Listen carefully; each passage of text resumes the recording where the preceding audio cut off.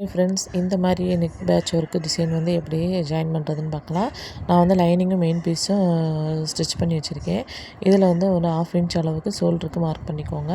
Mark பண்ணிவிட்டு இந்த neck பீஸை வந்து இதை வந்து நீங்கள் வந்து பேக் சைடு திருப்பி பார்த்து வைக்கணும். நல்ல பக்கமாக வைக்கக்கூடாது, கெட்ட பக்கமாக நம்மளுக்கு மேலே இருக்கிற மாதிரி வச்சு தைச்சிக்கோங்க. தைச்சிட்டு இந்த மீதி உள்ள கிளாத்தை வந்து 1/2 இன்ச் அளவுக்கு விட்டு கட் பண்ணுங்கள். அப்போ தான் நம்ம ஃபோல்டு பண்ணி திருப்பும் போது நீட்டாக இருக்கும் பார்க்குறதுக்கு. அதோட எட்ஜிங் ஃபினிஷிங் பார்த்தீங்க அப்படின்னா நீட்டாக இருக்கும். நெக் ஷேப் வந்து கரெக்டாக அதே ஷேப்புக்கு இருக்கும். இப்போ இதுக்கு மேலே நம்ம ஒரு தையல் போட்டுக்கலாம்.